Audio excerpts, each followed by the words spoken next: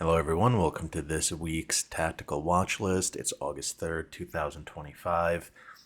The market's in a correction the last couple days. I've been seeing plenty of distribution, so couldn't find a lot of names. So this is going to be a quick one. We'll start in alphabetical order. ABVX. This is a high tight flag. Ran up 625%. Barely any pullback at all. And I'm looking at this 73 area as your pivot here. This was on some FDA clinical trial approvals or something like that. AEM, this is gold. This could have actually been bought right here on a pullback buy.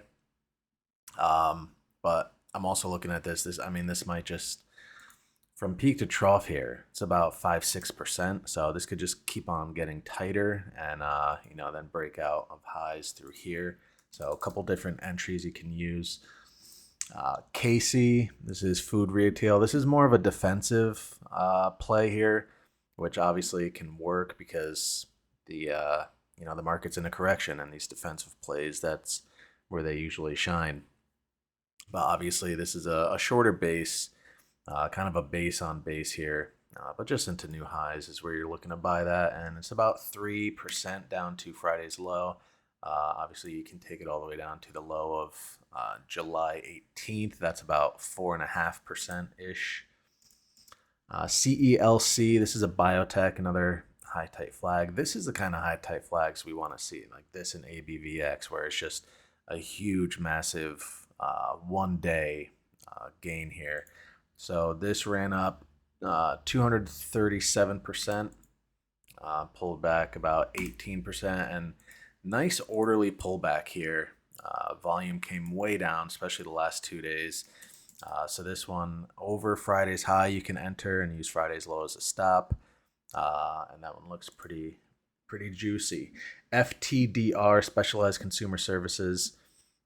This was on last week's list. You had this pretty steep decline here on earnings, but then earnings again. I still haven't looked into why they reported so close to each other.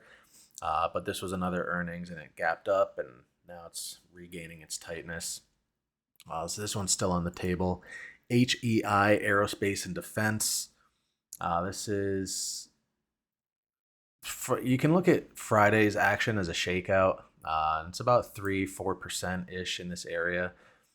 Kind of short, but it's holding up really well, so showing a lot of strength. JOBY, this was on the list last week. Another high tight flag here. Just it's I wouldn't have played that pullback by here on Friday. You could have, but I wouldn't have. I just want to see this build out more. And then just take it into new highs. I mean, currently the pivot's too wide, 11%. So I want to see this firm up, maybe put in something like this. And just, you get the idea there. KGC, this is another gold stock. This was on previous week's lists. I don't think it was on last week's, but I've been eyeing this for a while here. Just never really set up the way I wanted it to. I think we were looking at it back here, looking at it through here, and it just poked out for a second and then came back in. I think this pullback by here was buyable on Thursday. Now just hanging out, but I'm looking at this now as like a mini cup and handle, like a fractal of a cup and handle here. The whole pivot here is only 6-7%. So if this even just 1 day, that would look really good. 2 days would look phenomenal. And then you see this little mini cup and handle here. So LINC, Lincoln Educational Services. It's getting a little bit long. This was on the list last week and maybe the week before, if I recall. But it's got to go soon. It's getting a little bit long in the tooth, so I want to see this go, or else, probably not going to be a good pick here. MP, this was on last week's list, another high tight flag. Just, I said you can probably buy it through here. It's just getting a little volatile, this big down day.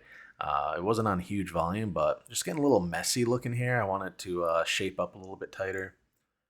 MRCY, another aerospace and defense. This one you got to zoom out a bit.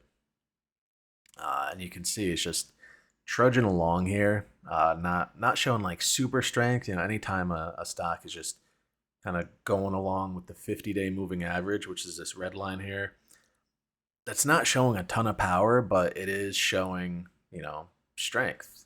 It was, $37 at the beginning of the year. And the pivot is pretty tight, about 6.8 down to Friday shakeout. So I'm looking at this as a nice shakeout below the 50, wash some of the people out, and if it can just go tight for a couple days here and then break out of there, that'll look pretty nice. PTGX, this is a biotech. You can see the VCP here. You got your first contraction, second contraction, third contraction, fourth contraction. And this fourth contraction is about 6.5% here. So I'd like to see this. I wouldn't play this pullback by here. I wouldn't trust that. I'd want to see this get back up into the highs and then, show us a little VCP action and then break out from there. So that's kind of what I'm looking for here. RNW, renewable electricity, renewable energy. Big base here going all the way back to December. Didn't really give you a chance to get on board here.